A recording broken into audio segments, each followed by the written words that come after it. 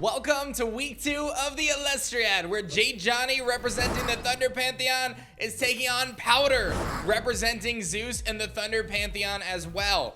Both of these casters started off week 1 with a loss representing Thunder, and they're going to both be looking to add new cards to their card pool to get ready for their week 2 clash. Now, as a reminder, these casters have a ton of different options to choose from opening up more booster packs from their booster box, to opening up the promo pack or the artist collection pack, or even cracking open a starter deck to get some of those staple cards. Be sure to show some love and hit that like button down below, and subscribe to the channel if you guys are new. And don't forget to head over to shop.elestrals.com and pick up some sweet starter decks and other merch yourself, like my awesome Quackle tee representing Thunder as well. Oh, and don't forget to leave a comment of who you think's gonna win this one. Without further ado, let's find out what these casters are going to add to their card pools for week 2. Elestriad Championship. Oh, hold on.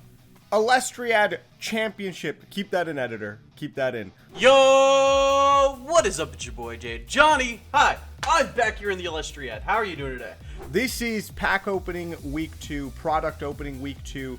I'm going with the starter deck, the fire starter deck. We are going to go into the fire starter deck. It has a lot of powerful cards such as Eruption, Tsunami, Gorgon's Gaze, but the card we're looking for right now is going to be Necruff. The thing is, when I look at my deck, there's a couple cards that I need, such as Grafuse. I think that's what it is. I think that's how you say it, Grafuse. Dan, check me on that. Text me, Dan. Yeah, I text A Drive. I'm so popular. Oh my god, okay. We want to guarantee our 3 copies of Necruff because we're going to be playing against Powdr, who's also gone into Thunder. So, we're going to want to make sure that we have consistent outs to Thunder without having Zeus, since we only have 2 copies and a single Elechick. We could easily go into Wind to get more Elechicks, but I feel like Wind isn't really that viable of an option, since all it really gives us is Laurels outside of, like, you know, our Ambrosias. So, I figured, let's go ahead and knock out our Ambrosias, knock out our Necruffs, knock out our Tsunamis, and knock out our Gorgons, all in one go. I'm gonna rip this. I like this. I like this die. Very nice. Good job. Good job. Okay, here we go. Here we go. So, here's our deck. We got the Trifernal. We're actually, although there's probably things I could use from this, there's a couple things in here that I feel like are super important, and that's what we're going for. That's exactly what we're going for. The point being, the point that I was probably making as I got distracted and didn't talk about it, is that I want to make sure that we can have as many guaranteed tools to better our victory as soon as possible, and then potentially go into things like pulling. For example, the Grafuse is something that I would have to pull, correct? That is something that I would have to pull. Like, I could go through 7 weeks of trying to pull it and just not pull it, right? That's possible. It's possible. But while there are things that I can add to my deck that will guarantee me taking out from something like this, you know, taking away from something like this, am I gonna have to use scissors again? Unlike last week, instead of going through the entire deck, which I'm pretty sure was cut out in editing, we're going to go straight into the cards that are good inside the deck, and we can go a quick run over of why we chose the deck. But before that, like I said, we're going to see if there's a stellar, and I always forget that this has like a wrapping on it. I don't know why I forget that. It's, you know, not that hard to forget. It's not that hard to remember. That being said, let's go ahead. I think it's the one immediately preceding Trifernal. So, in case I am wrong, I was not wrong. So, that being said, we're going to go through just a quick through. Make sure I'm not stupid and forgetting something or not remembering something right. I am not stupid and we are remembering everything right. So yeah, we're gonna go ahead and just have a quick overview of why we're choosing this deck. Let's take a look and see if Powdr actually managed to get into the deck with our super professional packing that keeps our product extra safe. Oh my god. Elestrals and your super professional packing that keeps all the product very, very nice and safe. See what I did there, Dan? See what I did there? That was good, right? That was good. Okay, so yeah, pack opening. Let's do this. We're going up against JadeJonny. Now, I'm opening this up. I'll show through everything that comes in it, although I don't see myself really using much of the stuff that is inside of this. there's really no reason for me to. Maybe I could try to like finagle something here and there, but what I'm really looking for, Gorgon's Gaze. Gorgon's Gaze. This right here. These two cards are actually redonkulous. Any spirit rune, like it's an any spirit rune, target an Elestral until the end phase. That Elestral's effect is negated, and it cannot receive enchantments, attack, nexus, or ascend. That is pretty crazy. That is a pretty crazy rune, and it does a good job at, you know, just controlling the game. Although I don't really have many you know, water Elestrals in there. Tsunami, change all the Elestrals to defense position unless they have a water enchantment. There's no reason for me to have that, but that's a solid card as well. But the Gorgon's Gaze, probably our best bet. So if we want to go into 5 guys, this will give us Moltuga, so we're able to search out Necrefs, which we're going to have 3 of now guaranteed. So we don't have to go, like, we don't have to rely on pulls to get Necref. On top of that, we're going to also finish off our playsets in Ambrosia. As you guys saw during our last game with Coder, we didn't have any recovery options. Like, we didn't draw into the 1 copy of Ambrosia that Thunder gives you. So we want to make sure that we have these recovery options, because we could have dealt with that Pence a lot easier if we had had one of these. Next up, we are also going to finish off our playset of Nectar of the Gods. It's a very powerful card. Still don't know what it does. I haven't read the comment section because I'm recording this before the video has gone out. Next up, we're going to have Verte. Quite simply, just make Verte and you can out anything, which is going to be supported by the fact that we're also picking up a copy of Tsunami. Obviously, 3 Tsunami would be preferred, but I mean, considering the fact that, you know, we don't really have the option to guarantee getting 3 Tsunami, just getting a single copy of Tsunami is going to be strong right now. So getting that right now is going to be really great. Next up, we're going to be getting Hephaestus, so if we ever want to go to a Trident-like lock kind of deck, or if we're ever playing high quantity of artifact runes, like if we're playing Thunderbolt to Zeus because our opponent has little to no counter runes, then we'll have that option available to us. Next up, we're going to have 2 copies of Eruption, which is going to be a very powerful finisher. I see us playing this, but I don't know when or even if, but I do see us playing it.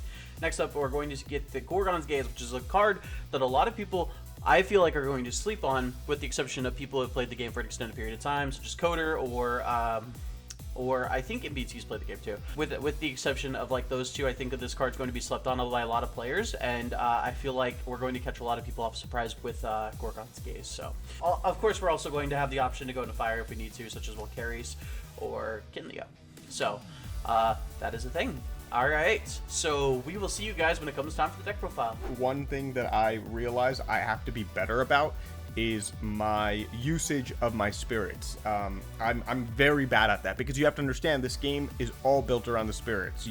The way you summon, the way you use runes, the way your health, your life points are the Elestral spirits. So that is something that's super important. So I think opening a deck, getting a couple more spirits into my, you know, into my armory of Elestral cards is pretty good. But these 2 cards, I think these 2 are tools that will I will definitely try to fit these into my deck somehow, some way. They're just tools that are, I would say, somewhat necessary and somewhat very good to making sure that you can assure a victory.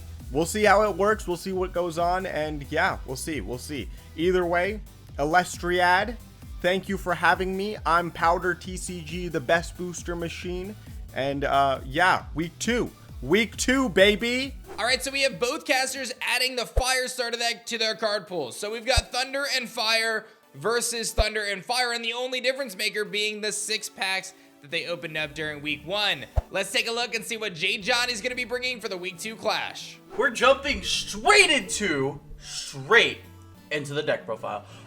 This is going to be a very finicky deck. Looking at the top of the cards, you're probably not thinking that, but it is.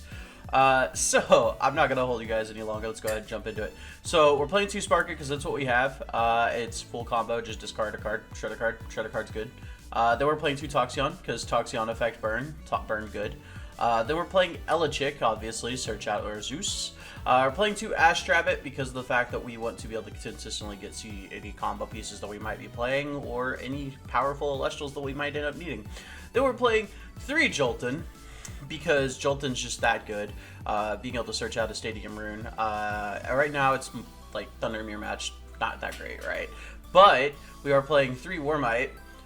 This will allow us to be able to attack over anything that that Powdr might be playing. Knowing what Powdr is playing, knowing what Powdr has, I don't want to risk letting him get Volt Tempest out. So our key goal is going to be ensuring that that Volt Tempest never hits the board, and Warmite's going to help us do that. Another thing that's going to help us do that is going to be Nekruff. Nekruff's a very powerful card. Being able to apply pressure to all of the 4 bodies that Thunder does have. The only downside is Astrabbit, which he does, I believe, have 3 copies of. But if we can just keep him off of offensive Elestrals, I'm sure that we can find a way to work around the Astrabbit. Next up, we have 2 Sorlet. Sorlet's just again another 5 attacker. We don't have the Wind Spirits to utilize its abilities, so we can't use it to out Astrabbit. But hey, that's just the downside of draft. So that's going to be the Elestrals we're playing. I believe it's 17 Elestrals, so it's about basic for constructed. But unfortunately, we don't have the spirits to fully utilize all of them. Then we're going to be playing 3 Ambrosia. Ambrosia's really good. It's going to help us manage our spirits a lot better. We're going to be able to regain Thunder Spirits and Fire Spirits since we're so split up on what we're playing.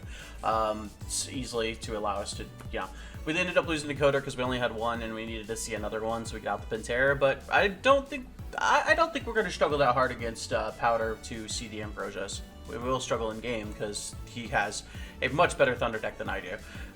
So that's why I went into the Fire Starter deck to get Gagorn's Gaze, because this will allow us to stop everything in the Thunder deck that's actually threatening. We can stop Spark It Shred, we can stop Astrabbit Search, we can stop Elechick Search, we can stop Volt Tempest from being able to hit the board at all by simply casting Gorgon's Gaze during the draw phase. Next up, we're playing 2 Nectar of the Gods. I ended up cutting 1 Nectar because there's just too much stuff I needed in the I needed to play for the matchup. So we ended up cutting 1 Nectar of the Gods so that we could play 2. Next, we're going to be playing 2 Shield of Achilles. This will allow us to make sure that if he does Nexus to Spark It, get a little risque with what he wants to do in attack.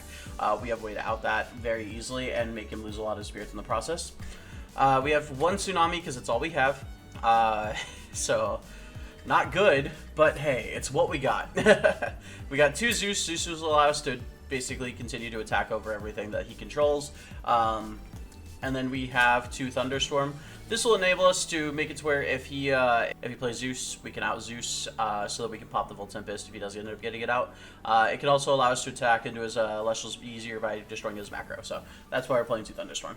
Next up, we're playing 3 EQ. We want to out that Volt Tempest, or we just don't want it to hit the board at all. So we got the EQs for those.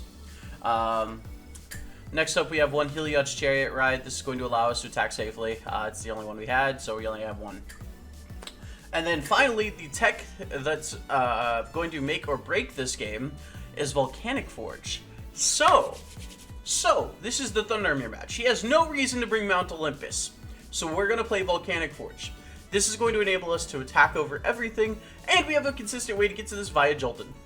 I genuinely think that this card will make or break the game. If we see it, I do not see him playing a way to out this easily outside of Thunderstorm. So I think that if we see this, we're Gucci. If we don't, we're not Gucci. So that's not good. We want to be Gucci. We don't want to be knockoff Gucci. All right, we don't want to be Supreme. We want to be Gucci.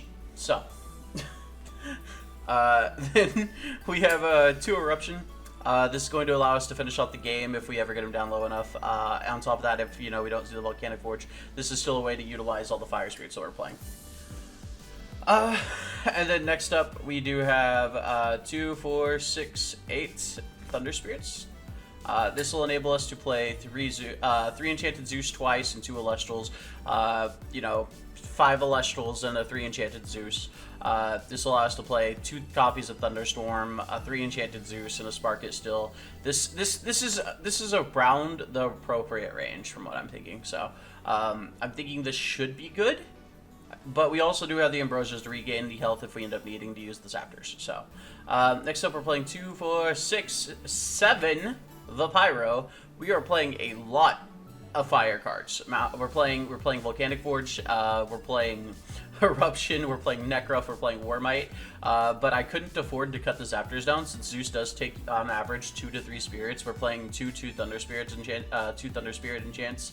I mean, we're playing such a high quantity of you know, elemental enchants. I couldn't afford to cut the Thunder Spirits down any lower, so we're gonna hope the 7's enough. Then we're playing 4 Terratlas. I will never, I'm not gonna lie to you, I went into Thunder, or I went into Fire specifically for the Terratlas. I will never be caught with my pants down again, alright? That was, this is the only reason I went into Fire, was this card right. Oh, I actually picked up the right one. Neat. Was this card right here? So we're going to ensure the fact that we will never be caught, you know, like that again. All right. And then we are playing the one water for that one tsunami that we have. So I think that Powdr probably has the stronger deck this round, but I think that we're gonna be able to manage it. So hopefully you guys will be seeing the video coming out tomorrow where I win using this. And if I win using this, it's all about the Zeus juice, baby. It's all about the Zeus juice. That being said, let's go ahead and wrap it up here. Johnny really reflected on how he struggled last week to bring a new deck this week with tons of removal. Those earthquakes and thunderstorms and the addition of Gorgon's Gaze could prove to be really challenging for Powdr. Let's take a look what he's gonna bring in his week 2 clash. Super simple this week. I don't have this is not going to be a long video. I know you guys want, oh, Powdr, we want more of you. We want you to make the longest videos because you're the most entertaining. Nah. Keeping it short, keeping it sweet. Pretty much the changes I've made are very, very simple. Quite literally, I have taken out 2 cards. I think I took out a Circle of the Sky, and I took out as well if I'm not mistaken, a Warmite. And the reason being is quite literally because we wanted to put in, where is it? Let's see if I can find them in here. There's one Warmite, so the other one's taken out. We wanted 2 Gorgon's Gazes in here. We wanted to add 2 Gorgon's Gazes in here. Quite literally, the only way I make this deck like better in the end is if I were to pull a Grafuse, right? That's what I've got to do. That's what I've got to do is pull a Grafuse. I went with opening the Fire deck because it contains Gorgon's Gaze, and Gorgon's Gaze is one of the better cards in this game. It's very, very good. What it allows you to do is good, and it's a tool, it's a utility that I wanted to have some sort of guarantee of going, even though it's early in the weeks of the Elestriad Championship, going long term. I feel like it's good. I feel like it's good to have as a tool or as something in my arsenal, so people in the future can be like, oh, that's kind of scary. I have to kind of build around that as well. Whether I bring it every week or not, I don't know, but pretty good. Not only that, I went ahead and added a extra, I got rid of a Vipiro and added a Terratlas into this. So super simple changes, not big, going with a very simple utility change. Once again, the biggest deal is I'm going to have to work around... I'm facing JadeJonny, man. This guy is a pro, but I'm a consummate professional, all right? I'm going to do the job. I'm going to do the work. I'm going to hopefully get Volt Tempest out there this time because I couldn't draw it. And the issue is Volt Tempest works a lot off of Grafuse. I have to pull Grafuse. I don't have a chance of pulling Grafuse unless I open some packs. But Gorgon's Gaze is a bit of a guarantee, and since I have that guarantee of getting that card, it's better than potentially trying to open packs and then just still not getting anything that I could use. Now, the other, I'm going to stick with Volt Tempest again. The other idea was go back to Imperial until I potentially am able to build Volt Tempest out in a better way, but we'll see. I'm going to test the waters this week with Johnny. I don't know. We'll see. I don't know. That's it. That's all I have. I don't know what else to say. I don't know how long I should be talking in this. But thank you for the support for Elestriad. Everybody. All right. Shout out Dan Shout out all the people watching. Just shouts out, bruh. Just shouts out. Yeah, Johnny's playing Thunder. I'm playing Thunder. Worst case scenario, I learn how to play Thunder better because of Johnny. You know, that's how I'm seeing this. That's how I'm seeing this. This is a learning opportunity. It's only week 2, and I don't have to be worried. You know, this isn't a relegation battle for me yet. But I need to, you know, get a rhythm going. It is week 2, but we'll make it work. We'll make it work. Okay. I think both these casters are really going to benefit from some of the cards that they added today, like their Gorgon's Gaze primarily, but getting that extra Earthquake could prove to be incredibly valuable as the rest of the Elestriad plays out. Powdr's bringing a pretty full-on Thunder deck, whereas JadeJonny has a little bit of Fire and a little bit of Wind splashed in, so this is going to make for an interesting clash. Make sure you guys stay tuned to the channel to see who's going to take the title this week. Be sure to like and subscribe, and we'll see you guys for the clash.